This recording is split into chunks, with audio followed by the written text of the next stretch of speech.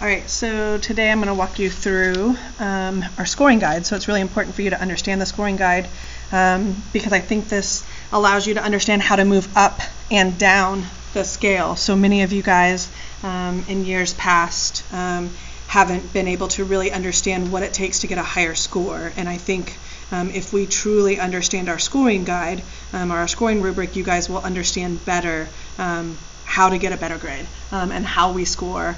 You will also be using this during our table reads that we'll be doing maybe at the end of first quarter, sometime during second quarter. You guys will start scoring each other's papers. So a couple of things that I'm going to have you start with. So what I do on here, you guys need to be doing at home while you're watching the video. All right, so when we first look at it, we're going to draw a squiggly line between above and below the 5 because that is a score in and of itself. When we look at scores, so at the read, we basically just start with the positives, or the evens. So we're looking at 2, 4, 6, and 8, and then we move up or down from there. So let's start first with the 6, and then we'll move our way around.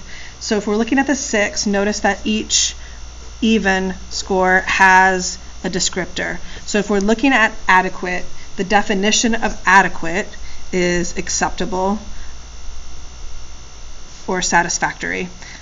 Now, nobody likes to be called adequate. That's why for years one of our Twitter handles has been to be rise above adequacy, because nobody likes just being adequate. But in our class, adequacy is pretty freaking okay.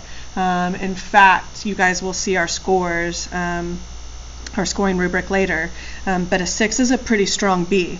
And what I saw this summer at the summer read is that there's a huge difference between a 5 and a 6. That's why we've made our 6 on our grading scale higher than in years past. So if we look at adequate, so essays earning a score of a 6 adequately analyze how Barry uses rhetorical strategies to characterize scientific research. So this is always going to be the prompt, right? This is your task in the prompt. They develop their analysis with evidence and explanation. So what you'll see me do is put a heart around conjunctions, because conjunctions really make a difference in the scoring guide today. So notice that it's evidence and explanation. So this is like your checklist. So both parts of your chunk, the evidence and the explanation, has to be adequate, right? And they have to be appropriate and sufficient. So notice if at any time the evidence and explanations are just appropriate but not sufficient, then you go down a score. All right. So if we're looking at appropriate means suitable, right? Sufficient is enough. So there's a little difference right there, right? Appropriate and sufficient. Okay, so this is what we would call is this is just enough. We've heard some readers call it like it's the Nike, it's the just do it, like they just did it and got in and got out. Depending on the type of question that we're looking at, rhetorical analysis 6s are higher usually than an argument 6. We're not as impressed with the argument 6 or the synthesis 6, but the rhetorical analysis 6 is usually, we feel, a little bit higher level than the synthesis or argument. But notice that it refers to the passage explicitly or implicitly. So this is a little bit of both. You have to be careful. Explicit means like text evidence, and then implicit means to paraphrase.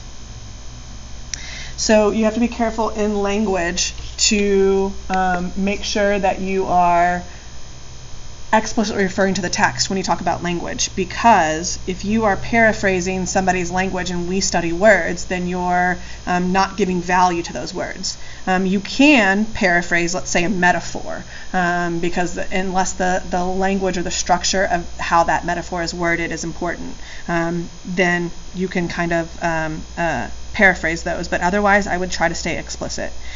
May contain diction, lapses in diction or syntax, but generally the prose is clear. So this is writing style, okay? So prose means writing style. All right, so a 6 is solid. A 6 is a solid paper. So let's move up.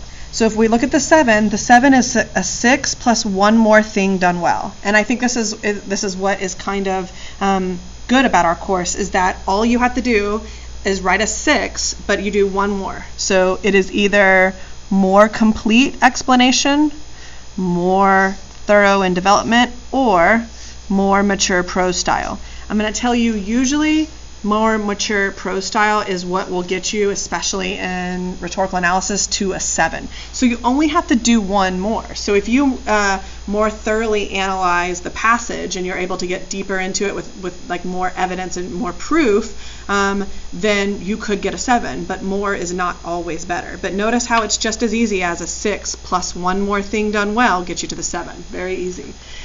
So if we go to the 8 now, and kind of tell you, 8s and 9s were rare, okay? In the read this summer, I read both synthesis and rhetorical analysis. I read rhetorical analysis for a day. In synthesis, out of about, I was close to 1,000 papers read for the week, I scored 1-9 the whole week. I scored about 7 to 10 8s the entire week. So notice that 8s and 9s are rare. When I scored, I think I scored like 50 papers just like in a couple of hours for rhetorical analysis, and I scored, the highest I scored was a 7. I didn't score any 8s or 9s out of 50 papers. So when you see that not many people earn 8s or 9s, you can kind of tell why. So let's look at the effective. So effective for the 8 means successful in producing a desired result.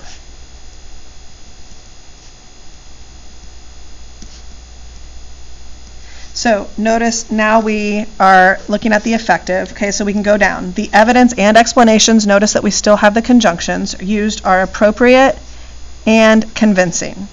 Okay, so notice the change between convincing and sufficient. Okay, convincing means you've caused me to believe. So convincing means it may be something that I haven't heard before. Maybe it's something that's kind of interesting, and when I'm reading it, I go, ooh, wow, that's really good. That's convincing. Sufficient is, okay, I get it. Yeah, they're right. Convincing is, wow, that's something that most people don't see, or a lot of people don't see. So there's a huge difference between convincing and sufficient. The argument is especially coherent. So look at the difference here, right?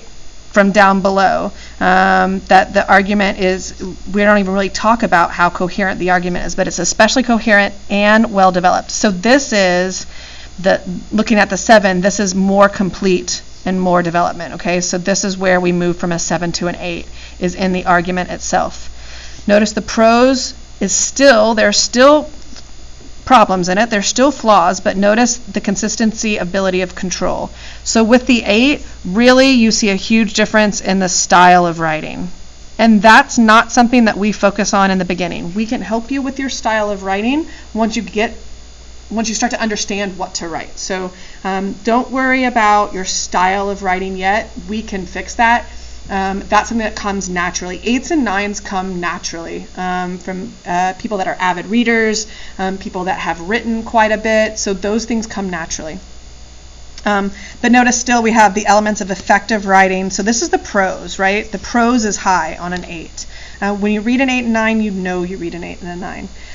A 9, again, is an 8, but it's just plus one more thing done well. So notice they're especially sophisticated in their argument, thorough in their development, or impressive in their control of language. Usually the 9s, you see almost all of the above in the 9s.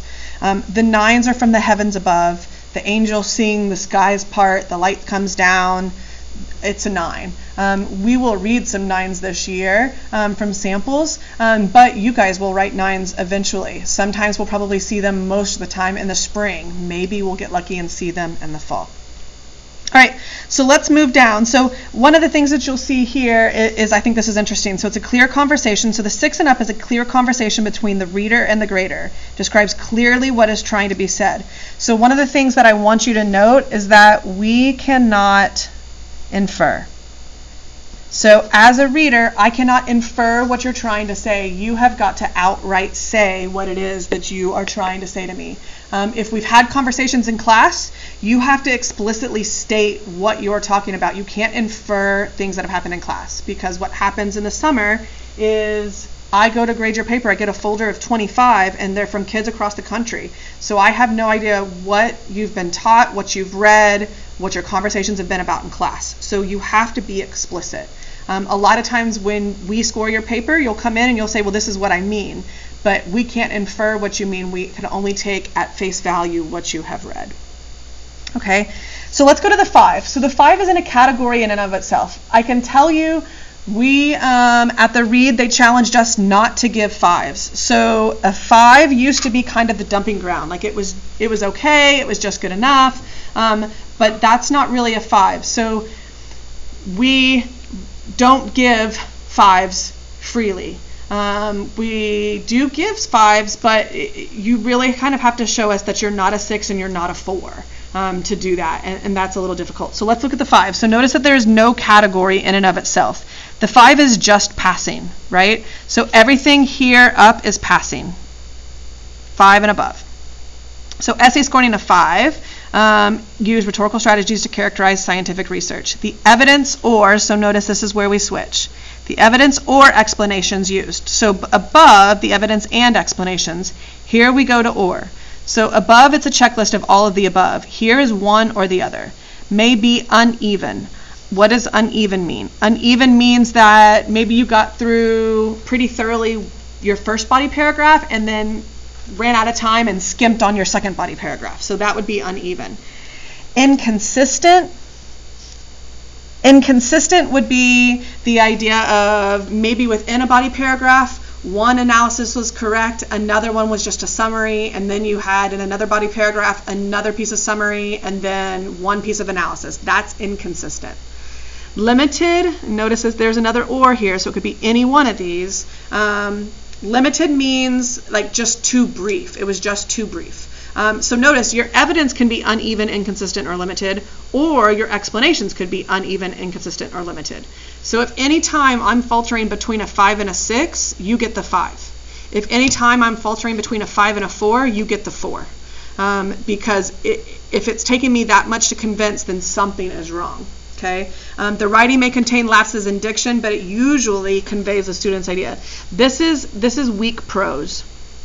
So this is a lower level of writing on the 5. So notice what it says here. I like this analogy. The idea of a 5 is like tuning a radio station. So it's the old-timey tuners where you have to kind of turn the dial to get to the station. If you go too far past, you get one station. If you go too far before, then you don't get the right station. The other thing is I call this a roller coaster. I call it a roller coaster because you are in and out of your paper. I'm reading and I'm like, oh, good, good. And then I read it and I go, oh, no. And then oh, good, good. And then, oh, no. So it's the up and down roller coaster. All right, so let's move to the 4. So just like the 6 and the 8, it has a descriptor, which is inadequate. So notice inadequate, if we have adequate is acceptable or satisfactory, so inadequate is lacking the quality desired. And the 4 is a failing grade. Okay, so 4 and below are a failing grade.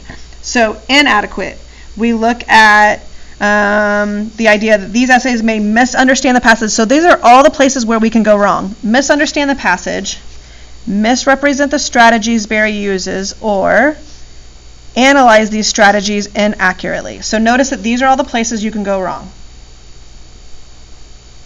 And notice, places can go wrong, sorry. Notice that it doesn't have to be all, it could just be one. If you start with misunderstanding the passage, which if we have a tough passage, could happen, you kind of everything falls apart from there. And notice here we go the evidence or explanation. So notice we have from or, the 4 and the 5, to the or and the and of the 6 and above. Okay, maybe inappropriate, insufficient, or less convincing. So notice inappropriate means that the evidence that you used, the piece of text that you chose, doesn't match what you're trying to say. Insufficient, again, you don't give me enough of the text for me to understand what point you're trying to make. Or less convincing, you just haven't convinced me, and that would be, I think, what the less convincing would be more in the explanation. Prose generally conveys the student's ideas, but may be less consistent in controlling the elements of effective writing.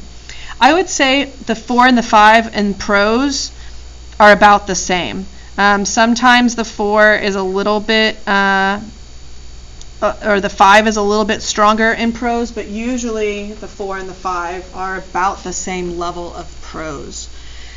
So the 3, we're working the exact opposite way we did from the 7. So the 7, notice there is less success in analyzing the Barry's use. They are less perceptive in their understanding of the passage or Barry's strategies, or the explanation or examples may be particularly limited or simplistic. The essays may show less maturity and control of writing. So the 3 is a 4 minus 1 thing. So whereas the 7 was a 6 plus 1, the 3 is a 4 minus 1.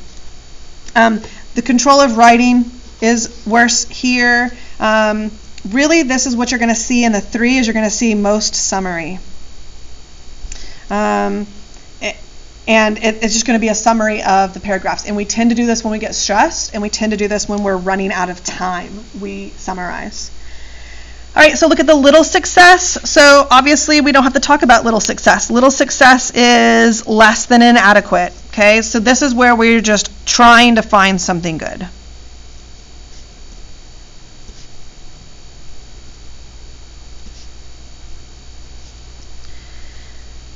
So notice the essays may misunderstand the prompt. This is huge if we don't understand the task. So this is why we analyze the prompt. They may misread the passage, fail to analyze the strategies Barry uses. So again, this goes back to a lot of summary. Or substitute a simpler task by responding to the prompt tangentially with unrelated, inaccurate, or inappropriate explanations.